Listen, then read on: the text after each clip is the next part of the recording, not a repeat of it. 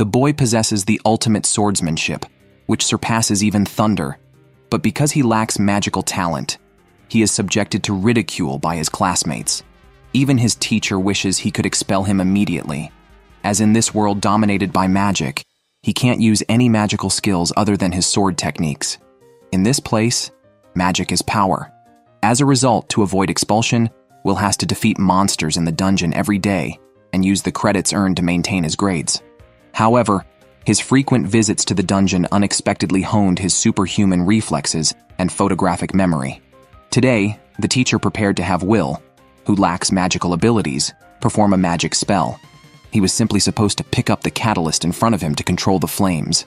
Facing such a straightforward practical exercise, Will could only hold his wand in silence. The laughter continued for a moment until the teacher asked the students to stop. Everyone thought he was going to comfort Will, but surprisingly, the teacher mocked Will, calling him a bookworm. At that moment, a classmate used a wand to successfully ignite the catalyst in front of Will with a fire spell, meeting the teacher's expectations. The teacher hoped Will would choose to drop out on his own. This has been a regular occurrence in Will's life.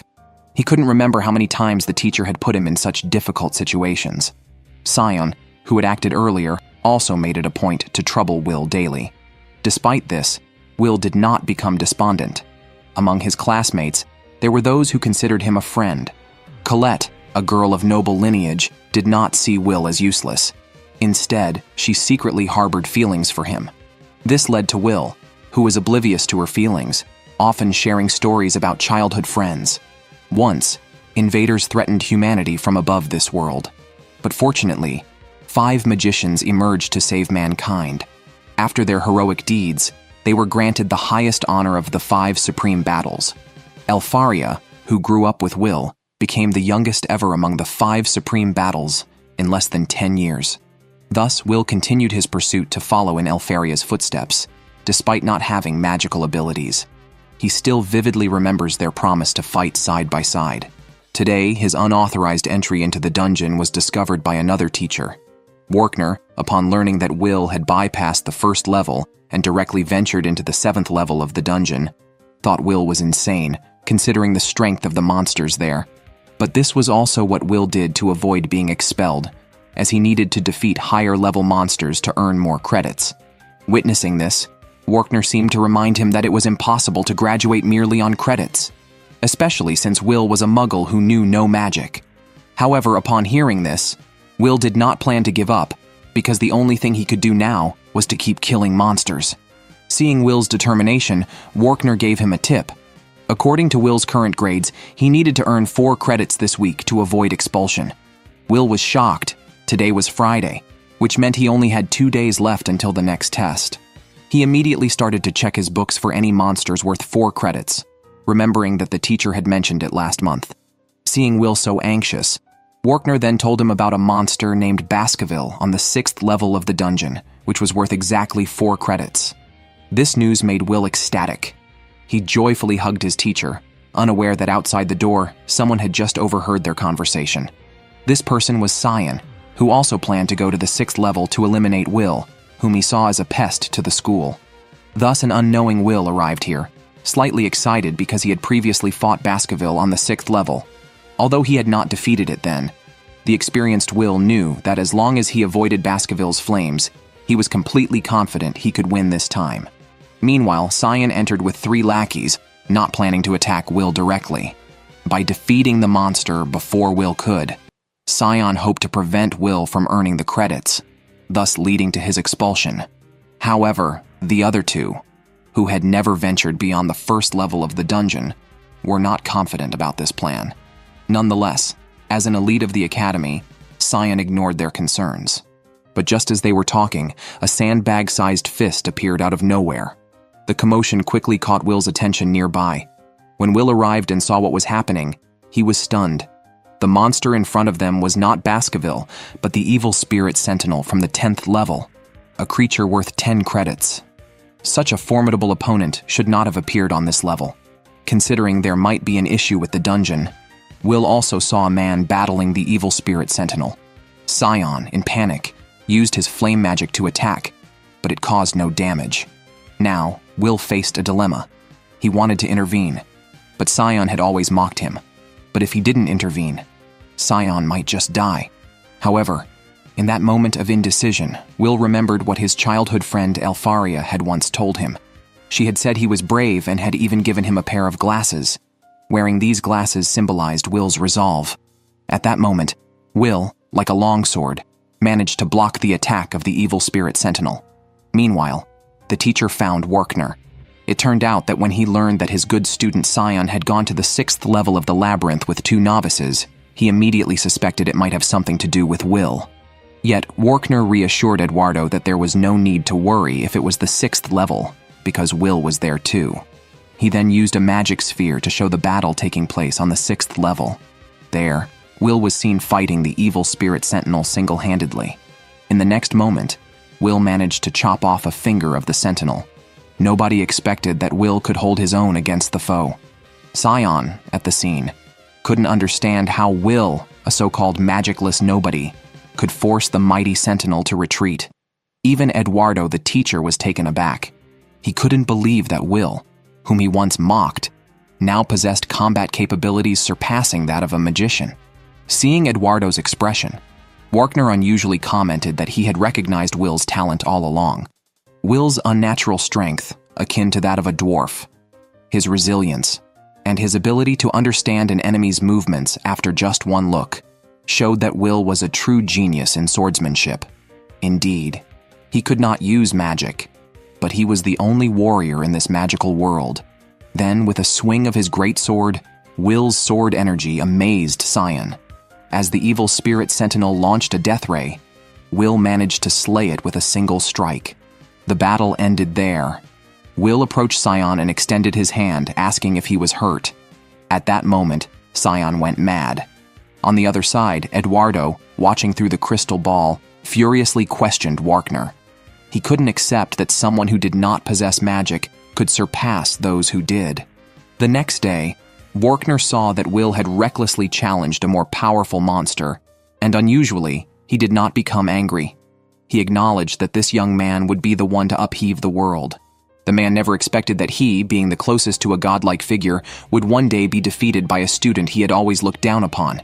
In this world where magic reigned supreme, the student possessed no talent for casting spells. Yet, he was able to surpass magic with his demon-slaying sword. Because of this, he was treated coldly by his teacher. To Eduardo, the magic teacher, the academy had no place for such an anomaly. So he approached the principal to have Will expelled. However, the principal only presented Will's academic record. Apart from his inability to perform magic, Will was a genius. His grades were excellent in all subjects. Even if he couldn't become one of the Supreme 5 staves, he could be trained towards becoming a sage. Despite this, Eduardo remained stubborn. The principal then suggested Eduardo personally test Will. If Will failed the test, Eduardo could decide his fate, hoping he would see the situation clearly. The principal had recognized Will's talent in swordsmanship 5 years earlier. Although Will appeared frail, he became incredibly resilient when he wielded a sword. This was why the principal had admitted him to the academy.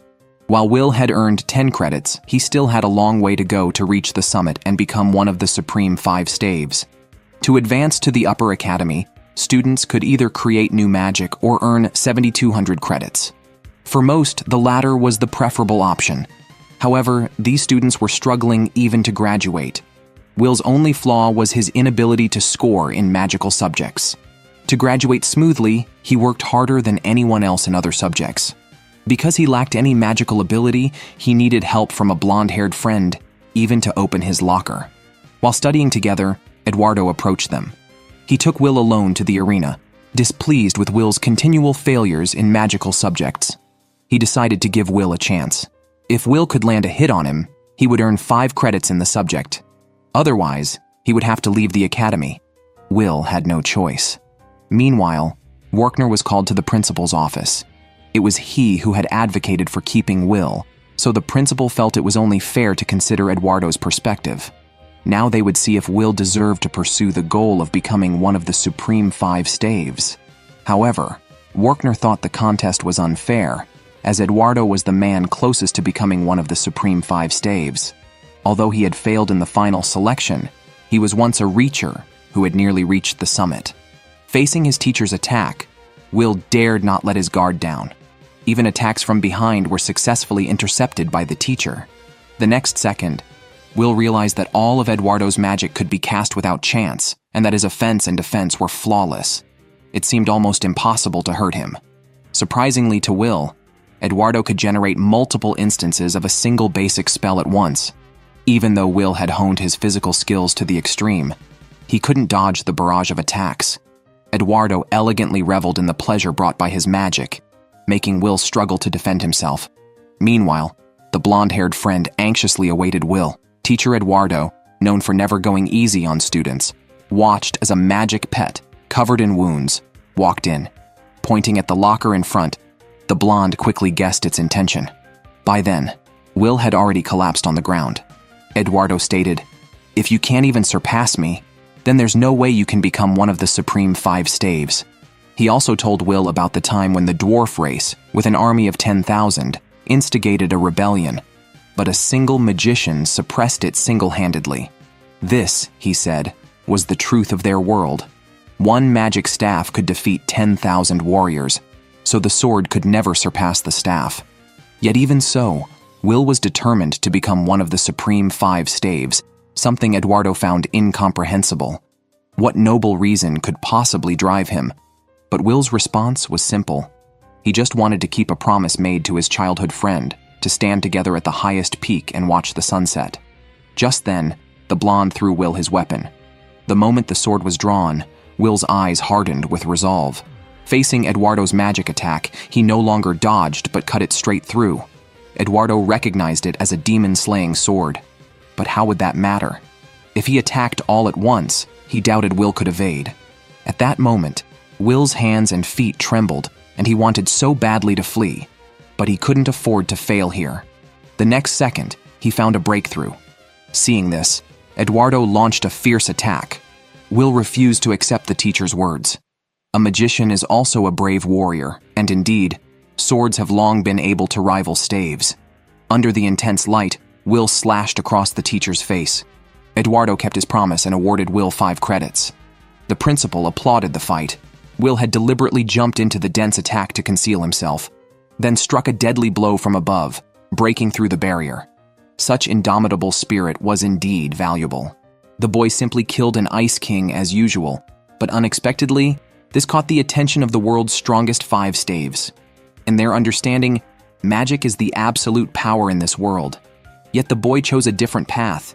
He perfected a sword technique so despised even by dogs. Once his sword was drawn, any monster in front of him would not survive more than 2.5 seconds. Just then, Will saw his childhood friend in the report, one of the 5 staves, the Ice Princess. As the youngest magical prodigy in history, she had created a new magic spell, her 12th innovation. Because of this, she needed a large number of frost cores. To help his childhood friend, Will immediately ran back to his dorm to change his equipment. Since the target was on the 4th level, he needed a tool made by his roommate. Once everything was ready, Will headed to the 4th floor of the dungeon, which was already crowded with students, as it was a mission issued by the genius girl. Even the school bully, Cyan, was there. After he had dispatched 7 ice infantry, only Cyan himself knew that this was not enough.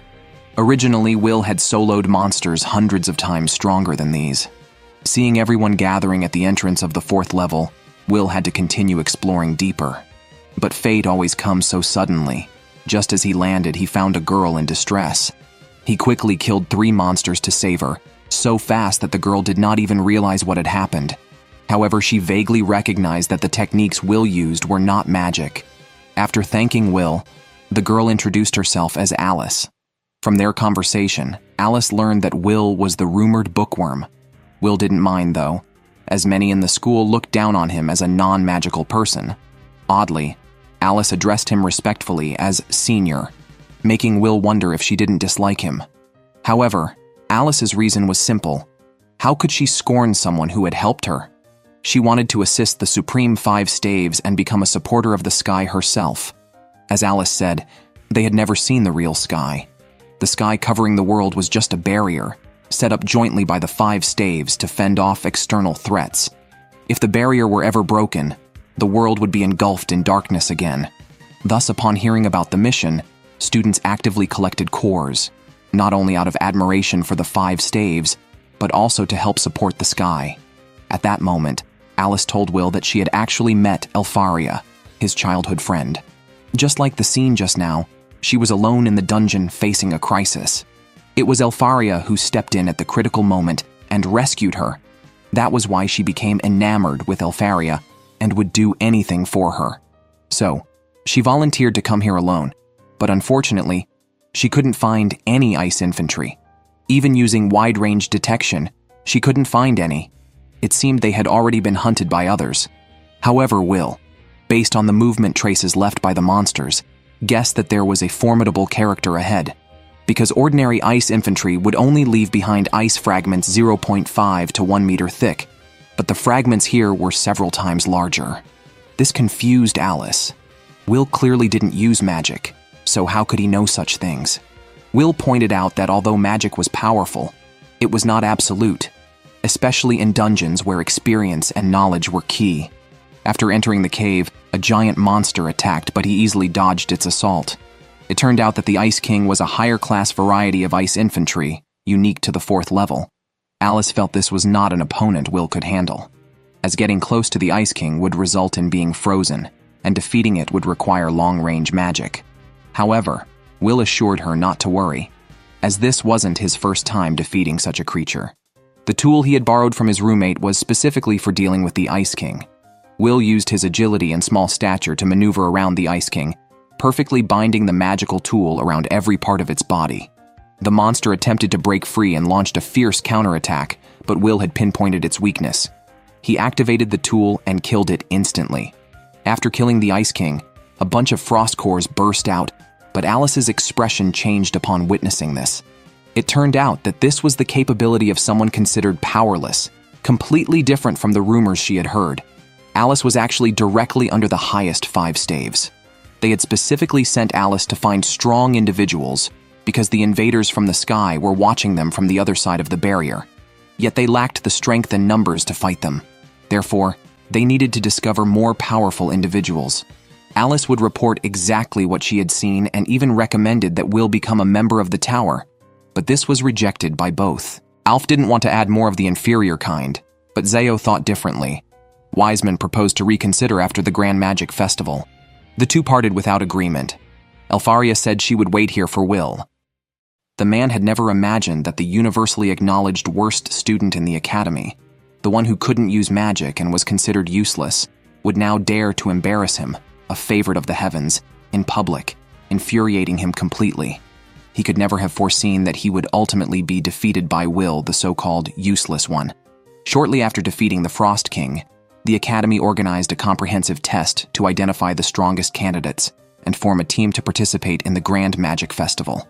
While other students demonstrated impressive talents, Will, the perpetual underachiever, couldn't even defeat a minor soldier, which drew ridicule from those around him, labeling him as a book-smart but practically useless student. During a practical class, while Will felt embarrassed by his poor performance, an even more embarrassing scene unfolded. The Academy's top geniuses easily knocked down a horde of monsters with minimal effort. Among them, Julius was particularly terrifying, freezing all targets with a single move. This spectacle made the onlookers gasp and regard these individuals as potential champions of the Grand Magic Festival. To qualify for the festival, one must form a team of 3 with a combined total of over 10,000 academic credits. Any of these geniuses alone surpassed that threshold, a fact that made Will feel particularly dismayed. This year was his last at the Academy, yet his credits were nowhere close to theirs, making even graduation uncertain, let alone further education. Will was troubled by this, but just then, Julius passed by and mocked him mercilessly, something Will had heard countless times over the years and had grown accustomed to. At lunch, Colette encouraged Will to demonstrate his skills at the Grand Magic Festival to clear his name.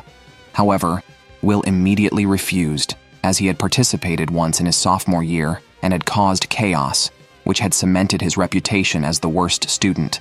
Colette had no choice but to drop the matter. That evening, Will went to work at a shop in the Dwarven district. Unlike others outside, the people here were quite kind to Will, as the dwarves themselves were marginalized by the world for their inability to use magic. Thus, Will held great respect for the dwarves and often worked in their shop to immerse himself in their culture. However, an unexpected incident occurred today. The other restaurants being full, Julius, the Academy's top talent, had no choice but to dine here. Upon entering, he immediately started to complain about the barbaric atmosphere of the place. Discovering that Will was working part-time here, he burst into mocking laughter, remarking that Will, a useless person, indeed matched well with the inferior barbarians. The surrounding dwarves instantly became uncomfortable at these words, but they dared not react physically. They were not natives of this world, but refugees who had fled here after being defeated by invaders from the skies. If they were to strike a local mage, they would have nowhere else to go, no matter the circumstances. Seeing that they didn't dare to retort, the mockery from Julius and his companions grew even more unrestrained. The trash talk became so unbearable that even Will couldn't stand it anymore. After enduring 2.5 hours of torment, Will finally lost his patience. He walked up to them and demanded they take back their derogatory statements. At this, Julius just laughed, and his two companions joined in with further insults. Unexpectedly, the next moment, Will knocked the two companions to the ground, which triggered Julius to retaliate. A chill filled the entire restaurant as Julius attacked Will. Ice spears continuously stabbed at Will, eventually pinning him against a wall. Julius thought such a vast disparity in power would make Will recognize his place. However, when he approached, he didn't see the submission in Will's eyes that he expected. This prompted Julius to change his plan of simply teaching Will a lesson there. He realized that only by crushing Will's dignity in front of everyone could he truly relieve his anger. With that, he invited Will to participate in the Grand Magic Festival, intending to brutally humiliate him there. Although knowing it was a trap, Will accepted the challenge because this time he was truly angry. Julius arrogantly made harsh threats, and Will set his own condition. If he won, Julius must apologize to the shop owner. The man never imagined that the boy who was ridiculed by the entire school for being unable to use magic, a muggle, would become famous in one battle during the magic festival. Despite not knowing how to use magic, he was able to sweep away everything with just his physical prowess and swordsmanship, leaving even the top 3 teams of the school year far behind. This instantly shattered everyone's perceptions. It should be noted that in the usual practical magic classes, Will would basically score 0. But what they didn't know was that these classes only allowed the use of magic, never giving Will a chance to showcase his true strength. Just now, as the Magic Festival was about to begin, due to the competition requiring teams of 3, Colette invited Sion to join her team. Thinking that Colette had finally acknowledged his worth, Sion agreed without hesitation. However, it turned out that Will, the so-called underachiever, was also in this team. Although somewhat annoyed, he couldn't back out at this point. The host of the event had already begun explaining the rules. Once it started, all participants would be randomly placed around the venue with different environments depending on their locations. This was a specially crafted magical space by elves. Regardless of the area they were assigned, all participants had to pass through one mandatory location, the Central Forest area. After crossing this forest, they would arrive at the venue. The team that first seized the crown at the center would be the winners of the first round. They would have to face not only harsh natural conditions, but also various traps set within the venue, all crafted by renowned teachers from the school. This time, 4 teams were particularly favored, 3 of which were rightfully the top 3 teams of the school year. The champion was very likely to emerge from them. However, there was another team that garnered attention for a different reason.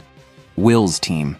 The incapable who couldn't use magic daring to participate in the Magic Festival made the whole audience laugh, but he had grown accustomed to their mockery.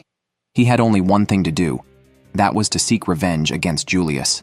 The competition officially began soon after, but before that, including him, all participants had to first pass through a formation of giant stones, which was more accurately a formidable barrier composed of golems, serving as an appetizer for the competitors. To the host's surprise, Will was the first to attempt to break through. This scene immediately amused the spectators, for during regular practical magic classes, Will couldn't harm even a single golem. However, They were unaware that this was because those classes were limited to the use of magic. Although the same rule applied this time, with Colette behind him, he was able to use the earthen magic weapons she created to fight. Although not as handy as a sword, this was a significant addition to Will's capabilities. Besides his swordsmanship, his physical strength was also quite extraordinary. Each of his strikes could instantly kill a golem. Witnessing this scene left everyone speechless. Was this still the incapable they knew? When he came to his senses, Will had already passed through the formation of giant stones and was the first among all squads to break through.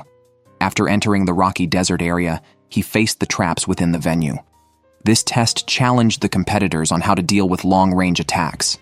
In a world where even a dog could perform magic, long-range attacks were a basic skill for all magicians. However, for Will, who could not use magic, this was a challenge. Just when everyone thought he would falter, not only could he use physical magic to defend himself, but with Colette's cooperation, swords suddenly appeared all over the venue. With a sword in hand, Will could eliminate one target after another, hitting with 100% accuracy, making him seem unstoppable. In just a short time, he had destroyed all the invisible rocks, and Scion didn't even get a chance to make a move. Thus, they effortlessly passed through the desert area, shocking everyone because up to that point, Will's team was the fastest. However, upon hearing the commentary at the venue, Julius was quite disdainful because he hadn't yet shown his real skills. But this also made him realize that he couldn't continue at his leisurely pace. Meanwhile, Will had already reached the forest area, which was also full of specially designed traps. However, these were virtually ineffective against him, and he could solve them effortlessly. Originally, the traps in the forest were Eduardo's masterpiece, and the ease with which they were broken embarrassed him. Although Will's team was the first to reach the forest, he was not happy but rather looked solemn because he had a premonition that he would encounter Julius here, since the forest was a mandatory passage for everyone. Rather than being caught off guard, he preferred to find a place to ambush. But just as he was about to do so, an attack hit Will. Fortunately, it only went through his clothes, and upon closer inspection, the attacker was none other than Julius himself. Seeing that Julius had arrived even earlier was a shock to Colette, considering they had not stopped for a moment so far. But with this, a fierce battle was imminent. Julius didn't hesitate to use magic again. Although the attacks were dense, Will was already accustomed to them. While his agility surprised Julius, what surprised him more was Scion, who seemed to be charging up for a major move. Despite this, Julius remained unfazed, not only confident in himself, but also suddenly realizing that Scion might have other intentions. At this moment, Colette also realized that she had thought Scion was helping Will, but now she discovered that Scion intended to take out both Will and Julius. When Will came to his senses, he was quite baffled. Looking around, the area where he was had turned into a sea of fire, and Julius had already disappeared. But at that moment, he finally understood that Scion planned to take him down as well, and neither Will nor Colette knew why Scion had such intentions. The man had never expected that the boy, who had always been at the bottom of the school rankings and couldn't use magic, would suddenly take flight and jump thousands of meters. Just as the champion was about to be decided, he finally stopped hiding his true abilities, landing like a meteor, stunning everyone watching. But the one who felt it most was Scion, who had planned to teach him a lesson during this competition because he always seemed so arrogant despite being a nobody. Scion used the competition as an opportunity to put him in his place, which left the unsuspecting audience dumbfounded. Weren't these two supposed to be teammates in this competition? Especially those from the tower who came to scout for talent. They had given up on the magicless Will, but thought Scion, ranked 4th in the school year, was a promising candidate who could possibly be directly admitted to the tower. However, an internal conflict between teammates during this crucial magic festival dropped their evaluation of Scion to rock bottom. But the most perplexing was Will, who was far from arrogant. He simply wanted to catch up to his childhood friend and become one of the Supreme 5 staffs. Hence, he avoided getting involved with others. He couldn't understand why he was always treated differently just because he couldn't use magic. What he didn't know was that when everyone mocked Will back then, Scion had actually considered protecting him and even declared that if Will became his follower, no one would bully him. Unexpectedly, Will ignored his goodwill, so Scion, frustrated and embarrassed, joined those who bullied Will. But after witnessing Will's terrifying hidden strength by chance, Cyan felt played. Will was so strong but always pretended to be weak and didn't fight back. The reason for ignoring him all this time was clearly because he saw him as a joke. So old grudges and new ones erupted together, leading to the current scene. Will had not intended to engage in a deadly fight in this competition, but soon he realized that the attacks Cyan was launching seemed deadly serious. It was also at this moment that he noticed Cyan had made a breakthrough in his understanding of fire. Typically, a guardian like the Firebird could be immobilized by severing its wings, which would have been his chance to take Cyan down. But then he discovered the Firebird had the ability to rapidly repair itself. Without targeting its vital points, all efforts would be in vain. This realization shocked Will, and the audience felt the same. Cyan's teacher, Eduardo, was also unclear when he had made this breakthrough. Coupled with the high-level fire magic that initially burned the entire forest, Cyan's abilities had surpassed what was expected of a student, reigniting the interest of the talent scouts, making him a hot commodity, ready to be reported to the higher-ups upon their return. Meanwhile, facing Cyan's lethal intent, Will also finally decided to get serious. As he saw Cyan launch the Firebird again, combined with a wide-range annihilation spell, his first thought was that it was rather tricky. After all, the Firebird alone was enough to crush most contenders, not to mention the additional magic. But that was just his initial thought. Seeing Cyan abandon defensive spells, Will sought an opportunity to strike at the Guardian's core. At the very moment both their lives hung in the balance, a wall appeared out of nowhere, abruptly interrupting the fierce battle. Looking up, the one who appeared was Colette. Seeing her current attire, Cyan blushed with embarrassment. It was only upon inquiry that he learned she had just had a fierce battle with Julius, which ended with her victory. However, what she didn't know was that she had only defeated a clone of Julius.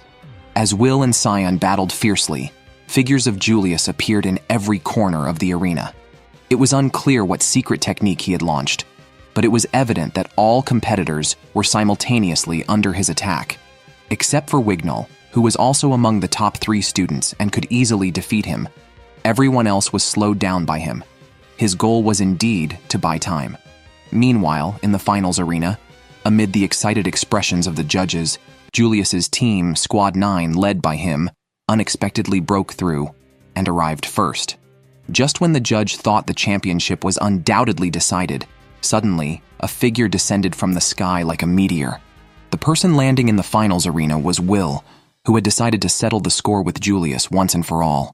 The man never expected that the one he thought he could easily trample, the last in the rank, who didn't know magic, had always been hiding his true strength. The swordsmanship considered inferior by the world was like a fish in water in his hands. Not only could his sword cut through magic, but it could even easily neutralize the supreme secret techniques created by the 5 highest staves of the continent. This scene instantly shattered everyone's perceptions. Just a short while ago, they had thought Julius securing the championship was a done deal. Even though Will descended like a meteor at this critical moment, nobody took him seriously. Julius even wanted to use him as a stepping stone to demonstrate his absolute power to those scouting for talents. Facing the sudden smoke, Will thought it was just a smokescreen. Julius intended to ambush him with his 2 teammates within the fog. At the same time, he felt the presence of magical energies from 3 directions. However, this reassured him, as even if his vision was obscured, it hardly affected him. Instead, by quickly moving and constantly changing positions, he could simply counter each magic attack launched in his direction. But as he thought this, he never expected that Julius, who was right in front of him, could launch the same kind of magic from a different direction, catching him off guard and striking him directly. As the smoke cleared, he was shocked to find multiple clones of Julius on the field. Others might not understand what was happening, but he was all too familiar with this magic. However, in his moment of distraction, Julius seized the opportunity. His clones were capable of self-destructing. By the time Will realized, it was too late. He was hit by this tactic and was completely encased in ice. At this point, a few knowledgeable spectators, like him, recognized Julius's magic. This ice clone technique was one of the 12 kinds created by Elfaria, one of the highest 5 staves. It could create ice clones resembling oneself that could attack autonomously according to the caster's will. From a certain perspective, Julius had already reached the level of the highest staves. Originally, upon hearing that he had self-taught this magic, Will was merely surprised, but he never expected Julius to suddenly start mocking. Elfaria's magic isn't that great. Someday I'll expose all her secrets. Hearing this, Will was deeply offended. The one thing he couldn't stand was someone insulting his childhood crush. However, just as he took a few steps, he realized that several of Julius's clones had surrounded him. Thus, he had to deal with the immediate trouble first. But this was just Julius's appetizer. The real reason he had the clones surround Will was to launch another secret technique, an ice prison starting from the clones. Seeing how Will couldn't break free, Julius laughed. In the next moment, he activated his contingency plan. As everyone looked up, they noticed an enormous ice spike had appeared in the sky. At his command, the ice spike plummeted the next second. Will had no chance to dodge. Witnessing this scene made everyone realize just how terrifying Julius could be. Even Eduardo couldn't help but praise him, saying, "To win without moving a step. That is the mark of true talent in the magical world." And just as he said, it was only Julius's clone performing all this while. His real body hadn't moved an inch. Seeing that victory was within his grasp, Julius didn't hesitate to begin promoting himself. With his current display of power, he questioned whether he was now qualified to be Elfaria's successor. His question instantly sparked cheers from the crowd. If Julius wasn't suitable, then no one else would be. However, some disagreed and mocked Julius for only playing tricks. The next second, Will broke out of the ice, but the first words he uttered were unexpectedly a thank you. It turned out that the magic from before had helped him calm down, as anything related to Elfaria always got him overly excited. But Julius was not interested in hearing him talk and attacked again the next moment, directing his control magic towards Will. However, little did he know, from that moment on, Will was a completely different person. Instantly, he positioned himself behind Julius's two lackeys and, with a single strike, eliminated them from the competition. The reason he did this was that he had discovered a weakness in Julius's technique. Oddly, at the same time as his lackeys fell, all of Julius's clones also shattered. As the audience puzzled over this, Will revealed the truth. It turned out that the skill Julius had self-taught was not perfect. The clones did not have their own will, and required his companion's assistance to control them, just as Julius was fuming with anger. Unbeknownst to him, high up on the tower top, Elfaria's deputy was delivering information about Julius to her, telling her that given his performance, he was likely to become her successor. However, upon hearing this, Elfaria was indifferent. What she wanted was not a successor, but someone who could stay by her side. Meanwhile, the battle between the two reignited. However, from the moment Will regained his composure, the tide of battle never turned again. It was ironic that Julius still thought he had a chance. Although after losing his companion's support, the clones he summoned could only serve as stationary turrets. A clone, after all, is just a clone. As long as Will couldn't discern which was the real him, that would be enough. Through this, he thought he could still turn the tide. But just as he thought this, the next second, Will immediately spotted his real body. Even though at this critical moment, he swiftly used an ice wall to defend himself, the meager protection of a magician's frail body was hardly enough. The mere shattering of the ice brought intense pain. But at this moment, what Julius was more concerned about was how Will had discovered his true self. It was because there was a flaw in the clones he mastered.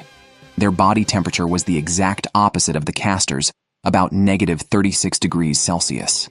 This caused the cold air to leak out, resulting in ice forming at the foot of the clones. If he had truly mastered the technique, this would not have happened. This revelation completely broke Julius's defense. As he struggled to comprehend how Will understood his magic better than he did himself, Will did not hide the truth. He explained that it was because he and Elfaria were childhood friends.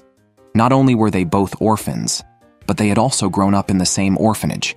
Hence, he knew her magic better than anyone, its strengths and its weaknesses. From the very beginning of the battle, Julius was destined to lose. Upon hearing this, Julius was utterly humiliated. It suggested that his pride in learning this magic had made him a clown from the start, and pitifully so, just like a little girl. Realizing this, he completely lost his mind. After a burst of laughter, he used his last trump card, instantly creating 8 clones. This was the limit of what he could currently control.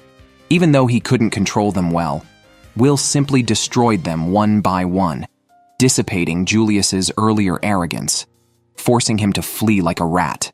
Initially, he tried to resist by pulling and struggling, but soon he realized that no matter how fast or dense his attacks were, they could not stop Will's advance. Instead, it only allowed Will to close the distance constantly. With only a sword, Will shattered all his hopes, and in the final moment, chose not to use his sword, but rather his iron fist to end it. With Will's punch, the battle came to an end, and at that moment, it caused the entire arena to erupt in excitement. A nobody who couldn't use magic had just defeated an elite with over 10,000 academic points, a scenario they couldn't have imagined before. And just when the victory seemed to be Will's, as the referee was about to declare it, someone had already taken the lead. It was Wignall, ranked in the top 3 of the same academic year as Julius. Unnoticed by the audience, he had appeared on the scene. Although it was unexpected, according to the rules, the championship rightfully belonged to Wignall's team. It was regrettable, but Will was not fixated on it, as he had accomplished his initial purpose in entering the competition. What he didn't know was that, at the same time, atop the tower, Elfaria was explaining in the air that she wasn't bullying Will. She just wanted to keep playing with him. The man never expected that his male roommate, who had lived with him for years, was actually a clone created by his childhood friend using magic, all to keep him from flirting around. This had always kept him under surveillance, which completely baffled Colette, who liked him and mistakenly thought her rival was a man. Recently, after the Grand Magic Festival, although Will made a sensation in the competition, the internal strife with his teammate Scion caused his scores to drop, resulting in no headhunters approaching him. But there was one change that had occurred. His status within the school had completely reversed. No longer was there the previous discrimination against those at the bottom. Instead, now every student was incredibly enthusiastic toward him. But without exception, they all shared the same goal. They wanted Will to join their squad during the comprehensive practicum. Unbeknownst to them, graduation was nearing, and starting from the next semester, the comprehensive practicum would begin. At that time, the school would open the previously restricted 7th to 10th levels of the dungeon, organizing everyone to hunt high academic point monsters. This was the only time so far where one could earn a large number of credits at once. Will's performance in the Grand Magic Festival had suddenly made him a hot commodity. If it were just the boys, it might have been bearable. But seeing a bunch of girls also extending invitations to Will made Colette extremely jealous. She immediately scolded everyone for being too selfish, noting how they had previously looked down on Will. Everyone just thought she was being nosy. When she heard that the girls planned to team up with Will for a dungeon visit the next day, Colette lied and said he already had plans. But Will didn't refuse, knowing that she was just trying to stand up for him. That night, the news reached his roommate, Rosti. Although he appeared calm, Will didn't realize that Rosti's alertness had reached its peak, as it all seemed too much like a date. Indeed, Rosti's concerns were valid. Colette had initially mentioned going shopping on a whim, but then she thought about it and realized it was a perfect opportunity for a date. After dressing up carefully, she was disappointed to find that Will had brought his roommate along, losing the chance for some alone time. Although this made Colette a bit sad, she was relieved that the roommate was just another guy, posing no threat to her. However, just as she thought this, Rosti suddenly took Will's hand, which shocked Colette. What followed completely shattered her view of things. What was supposed to be a sweet shopping trip turned into Rosti's show. The intimate actions between the two raised a bad suspicion in her mind, that Rosti had feelings for Will that went beyond friendship. Taking the opportunity when Rosti went to buy drinks, she finally couldn't hold back any longer and asked Will about his relationship with Rosti, even wondering if Rosti was a woman disguised as a man. At that moment, Rosti returned with the drinks, handing one each to Will and Colette, planning to share one with Will. This left Will confused. Originally, his plan for the day included maintaining his sword, but since the dwarven race has always looked down on magic users, he had to go alone. Will didn't think much of it, but unbeknownst to him, this was a mutual understanding reached between the other two. After sending Will off, Colette asked Rosti if his feelings for Will were romantic, As soon as she spoke, Rosti declared that he liked Will more than anyone else. Just as they began to argue, Will, on his way to maintain his sword, unexpectedly ran into the top student of the year, Lihanna. Upon learning that she needed to see him, Will quickly followed her and arrived at a grand house. However, the scene that met his eyes was quite a shock, as most of the people present had dealt with him in one way or another. Surprisingly, the top 4 students of the year were all there. Will soon understood why Lihanna had summoned him. It was about the comprehensive practicum again. She wanted the 5 of them present to form the strongest team and together tackle the dungeon. His presence was unknown to Scion and Julius. Just as Scion was about to make a move, Wignall led them to a sea of flowers, dissipating Scion's intention to act. This was a magical, illusionary scenery that only the elf race could conjure. Amidst this tense atmosphere, Lihanna suddenly spoke up, stating that Will possessed qualities they lacked, which would be useful in the dungeon. However, Julius mocked him, calling him incompetent for not being able to use detection magic, and said it was good enough if he didn't hold them back. Unexpectedly, Wignall spoke up for Will, arguing that since they were now like beaten dogs, they should not look down on someone who had defeated them. In his view, Will's performance at the Grand Magic Festival was sufficient proof of his ability to join their team. More importantly, he trusted Lihanna's judgment. He mentioned that post-festival, people like Lihanna should have been approached by talent scouts from the tower. So, why bother giving so much importance to a mere comprehensive practicum? However, Lihanna remained composed upon hearing this. In response to the assertion that people had sought her out, she admitted it was true, but emphasized that it only qualified her to ascend the tower. Yet, everyone present, including her, harbored the ambition to become one of the Supreme 5 staffs. Seeing this, Lihanna asked everyone to put a coin in a cup. As expected, after her statement, Scion and Julius no longer cared about their past grievances with Will. Compared to the ambition of becoming one of the Supreme 5 staffs, their disputes seemed minor. Will was also included among them. Time swiftly passed, and the day of the comprehensive practicum finally arrived. Students were to survive a week in the dungeon. Teachers repeatedly emphasized caution, as there were always fatalities during the practicum every year. Teachers would be stationed on various floors, and students could go there to withdraw if they could no longer endure. While the teachers were detailing these precautions, unbeknownst to them, danger was quietly approaching.